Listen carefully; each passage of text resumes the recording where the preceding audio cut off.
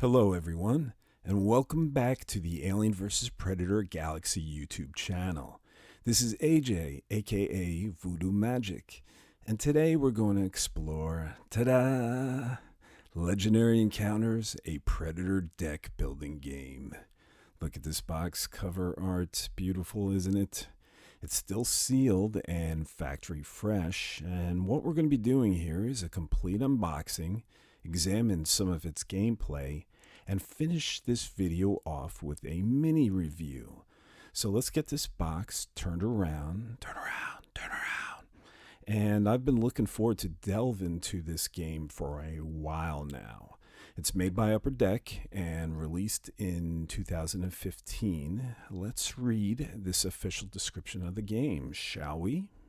Legendary Encounters, a Predator deck building game, is a semi-cooperative /PvP game set in the Predator universe. Players will take on the roles of both predators, hunting their human prey, and human strike teams who are hunting the ultimate hunter. Legendary Encounters Predator will take players through two feature films, Predator and Predator 2, my favorite. For the first time, play as a Predator and compete with other players for the most trophies, or play as the humans and work together to complete your mission objectives. Hunt or be hunted. The choice is up to you. And the game contents are 700 playable cards, all original art, huge 14.5 times 33-inch rubber play mat, rulebook, and divider cards. Now, the game runtime says 30 to 60 minutes, and a really cool aspect of this game is apparently you can play solo. So if you have no friends around, no worries. If your significant other wouldn't be caught dead playing a Predator game like my wife, have no fear. You could play this one on your own. So let's get to it.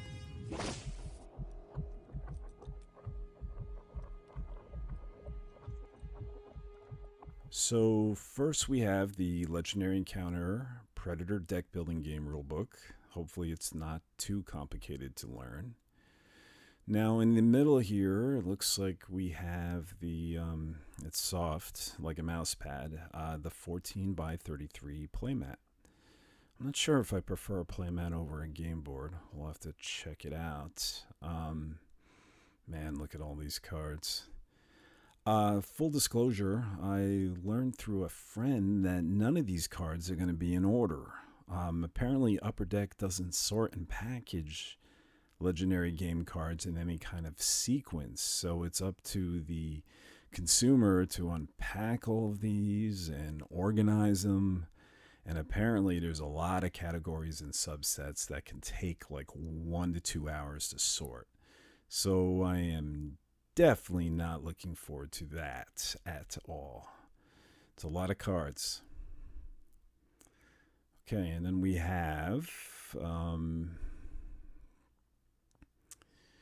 blank cards and packaging material. Okay, so that's about it. That's everything in the box. Let's get this all spread out. Okay, so it's all laid out. All of the game's contents have been emptied. So all we have left inside the box here is just packaging material. Now let's look at this playmat here. I just love all the artwork. It's so colorful. There's General Phillips, my man Detective Mike Harrigan. You got Dutch there on top. And you got Dylan fast roping from a chopper on the bottom there. Wow, the pictures are great. I love this playmat. So let's take a closer look at the rulebook here. This is nice. You got color art and images. You have helpful charts. Helps you identify symbols on the cards. Yeah, this doesn't look like it'll be difficult to learn at all. Harrigan, I'll call you later. And these are all the cards I'll have to go through. And these these must be the dividers to separate all your cards and the categories. The white tops must be so you can write on them. And then you organize your cards here in these rows. Yeah. So that's it. I just want to let you know I have some game nights scheduled to play this with some friends. So I'm going to pause this video. I'm also going to play some solo matches as well. And then I'm going to get back on this video and record and talk about the gameplay and how much I like this game, if at all. So it's time for me to get learning and get playing. I'll be back.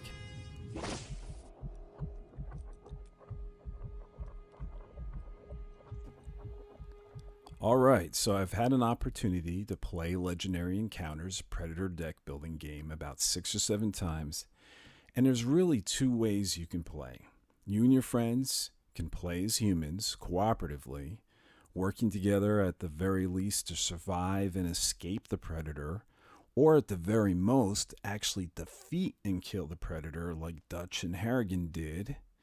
Or, instead of being hunted, you can be the hunter. And you play as a Predator and compete against other Predator players for honor and trophies, which is really cool. And the Predator with the most honor and glory wins the game. Now, both of these game modes can be played solo, except when you play as the Predator, you can't really compete against yourself. But instead, you keep track of your score, and when you play again, you try to beat your personal best. Now, regardless of who you play as, the hunters or the hunted, the predators or the humans, you can play in 2 scenarios. The first Predator film, located in the Val Verde jungle, or Predator 2 in the streets of Los Angeles. Now, maybe one day Upper Deck will make an expansion pack with Predators and the Predator, and even Predator 5's location. But as of right now, these are the only 2 scenarios you can choose from. Now, when you play as humans, you have 3 objectives to cooperatively finish. And then there's 2 ways to win the game in both movie scenarios: the easy way and the hard way. Now, in the first Predator movie scenario, you could win the easy way by surviving and escaping on the chopper, or you could win the harder way by actually killing the jungle hunter Predator. And same thing with the Predator 2 film scenario. You could win the easy way by just driving the Predator out of Los Angeles, or you could do the ballsier way and just plain kill it like Mike Harrigan did. Now, in the first Predator movie scenario, you can play as a guerrilla, tracker, CIA agent, radio man, or lieutenant, and they all have different special abilities. In the second movie scenario from Predator 2, you can play as a reporter, detective, OWLF agent, gangster, or SWAT officer. Now, if you and your buds decide to play as Predators instead, you can pick from 3 Predators featured in the films. You can play as the Jungle Hunter, the City Hunter, and the Elder Predator. And you can also pick from 2 brand new Predators made exclusively for this game: the Primeval Hunter and the Gunslinger. And all of these characters, all of these Predators have their own strengths and weaknesses. So you just pick the avatar that suits you. So I'm going to go through some of the basic gameplay mechanics, starting in the scenario of my favorite movie, Predator 2. And let me repeat, this is just the basics. There are some cool, deeper layers to this game that you're just going to have to discover for yourself. So the location here I'm playing in is the streets of Los Angeles. My first objective is the war zone. I have to assault El Scorpio's stronghold. And the avatar I'm playing as, my character, is the OWLF agent. So in the beginning of every round, when a player starts his turn, he pulls a card from the enemy's deck, and he moves it face down into the wilds, and he places it in this underground spot. Now down below here, these are my barracks cards. And there's always 5 barracks cards face up in the HQ. We have Lambert and Leona. Looks like we pulled a Peter Keyes, a Mike Harrigan, a Danny, and another Danny. And these characters, these cards, you'll be able to recruit to help you. You'll be able to add these to your playing deck. And it's actually going to make you stronger. So on the side here, I have my starter deck. You can only play 6 cards around, and they consist of brute strength cards and experience cards. See this one with the red scratches are attacks, and the numbers, these ones that have stars behind them, are recruits. And you consider this your in-game currency, and you can use these points to buy actions in the game. For instance, if you look up above in the wilds here, I can use attack point currency to scan hidden enemies and flip a card over, revealing the enemy in that square. And the number here reflects the attack cost.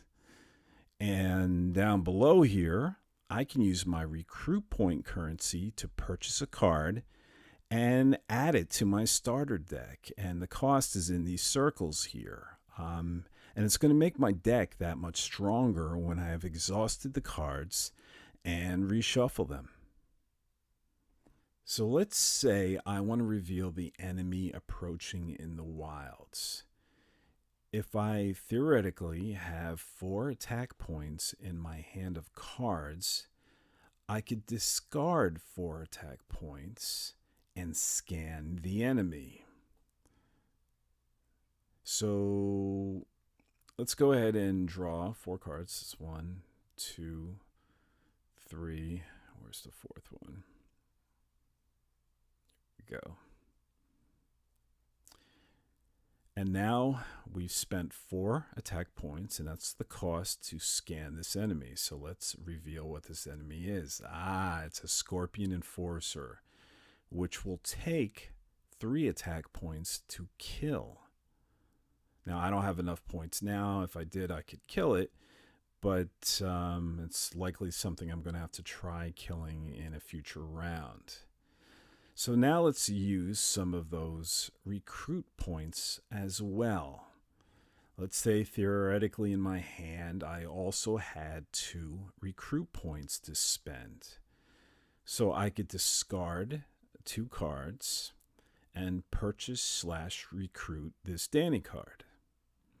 So I'll take 2 out of my deck and grab Danny. And he's going to be added to my discard pile, making my deck that much more stronger the next round once these cards are shuffled. And when the turn is over, a new recruit enters the HQ, and a new enemy enters the wild, pushing the current enemy forward. And each round, a new enemy comes out, and another, and another. And if you don't scan and kill these enemies in the wild, they can actually keep pushing, and they can reach the combat zone and start to hit back. So let's bring the Scorpion Enforcer into the combat zone. So once you have an enemy or multiple enemies in the combat zone, if the player doesn't kill the enemies in his turn or hers, this one takes 3 attack points to kill. If the player doesn't have enough in their current deck to kill the enemy, they have to draw an enemy strike card. These are what damage me. It looks like I got a flesh wound. So I take this, it's 1 hit, and I slide it under my avatar card, And you see this 11 in my red heart. That is my health. And now with this wound here, I actually have 10 health. 11 minus 1 is 10. All right, let's look at this game board again. So let's say it is now my turn, and there is, say I have 2 attack points here. I have 2 attack points right here with the little red strikes behind the number. They're not enough to defeat the Scorpion Enforcer. The Scorpion Enforcer takes 3 to kill them. So what I can do, though, is scan. So let's just flip this over to see the next enemy coming. Ah, it's El Scorpio. He's ready. So the Predator scenario, the first film, plays the same way. This time, instead of an OWLF agent, I'm a tracker like Billy with 10 health. The location here is Val Verde Jungle. And the first of my 3 objectives is called Expendable Assets. And this is where I have to locate the guerrilla camp. So we're going to speed this up here, but everything plays the same way. Except this time, all the enemies will be Predator 1987 themed, and all the recruits will be from the first movie, like Dutch, Dylan, and Blaine. And all of your recruit points are spent the same way, and attacks are used to scan for enemies and kill them just the same. And hopefully you kill them before they get to the combat zone where they can hit back. And if you get more damage than your health, you die and the game is over. Now, to show the Predator gameplay, I wanted to pull out a different playmat. Now, this playmat was sold separately, and it's not at all necessary to play as the Predator. You don't need this to play this portion of the game. You can use the very same playmat that came in the box that came with the core set. But I thought it would look cool if I played Predator on this one, so I bought it as an alternative. Now, playing as the Predator plays much like when you play as a human. You pick your avatar character just the same. I'm the City Hunter here. And you get a starter deck in the beginning of the game of attack and recruit points. And in the beginning of each turn, just like when you're playing as a human, an enemy comes out into the wild. But this time when you're pulling an enemy into the wild, you pull it out face up. You don't have to pay the scan points to reveal the enemy. When you play as a Predator, the enemies are always revealed. They always come into the wilds face up. And just like playing the humans, you recruit cards to make your deck stronger, just like before. But instead of recruiting characters, you're more recruiting abilities. So let's kill an enemy. I need 3 attack points, so it's going to be 1, 2, and 3.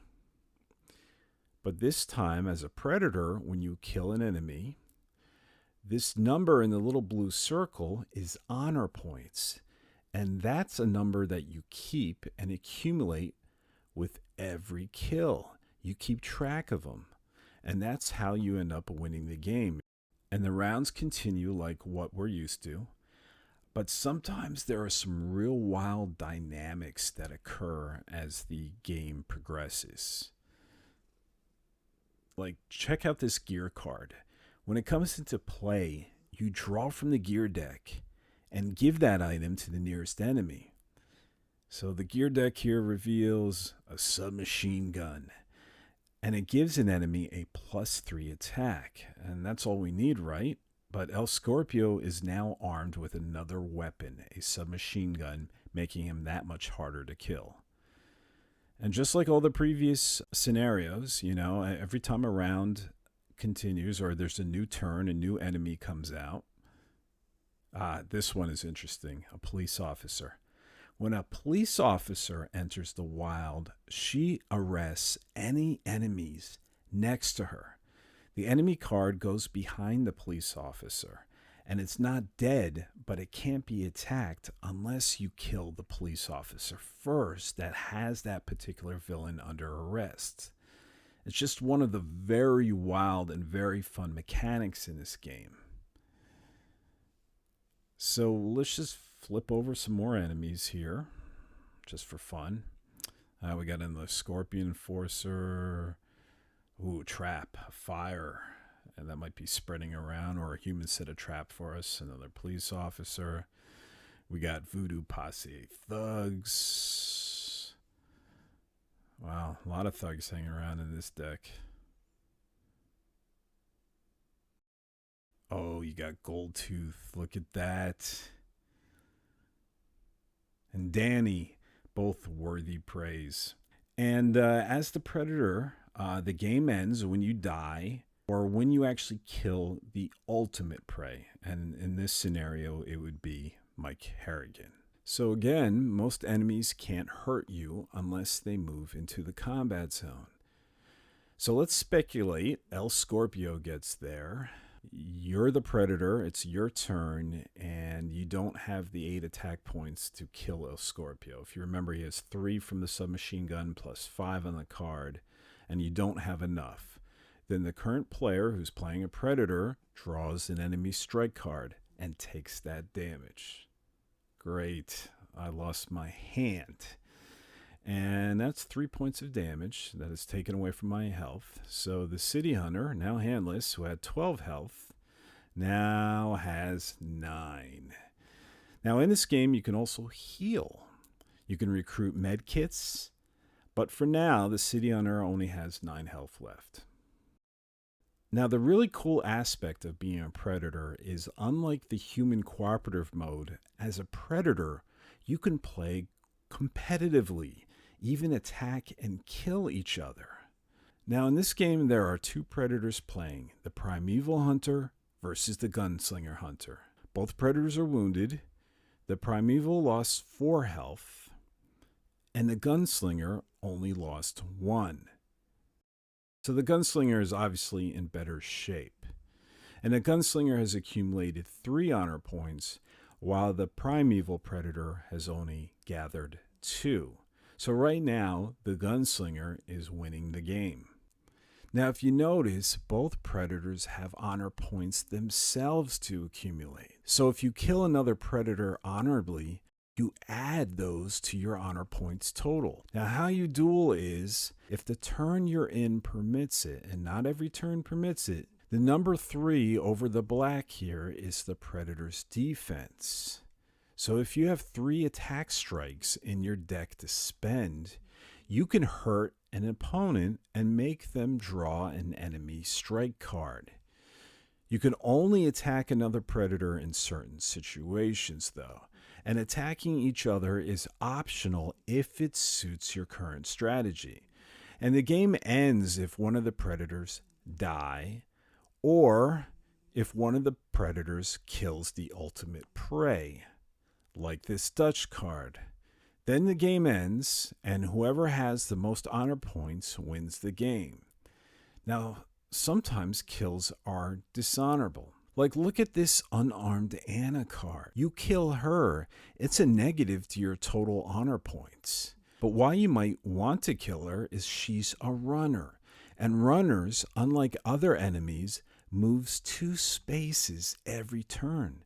She sprints through the wild to escape, pushing all enemies in front of her into the combat zone twice as fast. So do you do a dishonorable kill? You decide. Maybe if you're bleeding out and you can't handle so many enemies at once, maybe it's the right decision for you. It's really an interesting dynamic. Well, young bloods, I've talked more than enough about this game, so let's get into the pros and cons. The pros. Fun factor. I had so much fun playing this game, and I never lost interest. The game modes. Boy, do you have a lot of different styles to play this game. You could play as humans. You could play as Predators. You could play Predator 1. You could play the events of Predator 2. It's so great. Solo play. Hey, you're all alone? This game doesn't have to sit on the shelf collecting dust. You can play it all by yourself. Such a pro. And then finally, Alien vs. Predator. That's right, there's a Legendary Encounters alien deck building game that this game can be combined with. And the Predators can destroy the aliens just like the way God intended. Now the cons. Extended run times. You know, on the side of the box, it said the game would last about 30 to 60 minutes. I've actually found it double. I never had a game run shorter than 60 minutes, and some ran even 120 minutes. Card organization. Come on, Upper Deck. This is really a laborious task to organize all of these cards in all of these little mini decks and set up your own little card catalog. There's got to be a better way. Maybe you label the top of the cards different colors so they're easier for us to organize. You guys could definitely do a better job on that. And then finally, the long cleanup. And this goes back to the card organization. When you play a game, a lot of the cards get mixed together, and then you have to reorganize them into their separate decks and then file them in your little card catalog system. And sometimes you're spending 20 minutes to, dare I say, even 30 minutes cleaning up a game after you play. And that's a little discouraging. So is this game, Legendary Encounters, a Predator deck building game? Is it a worthy trophy? Yes. So I hope you enjoyed this unboxing and exploration of this game. If you did, please give us a like and consider subscribing to our channel. And of course, for all the latest Predator and Alien content, visit us at avpgalaxy.net. Happy hunting.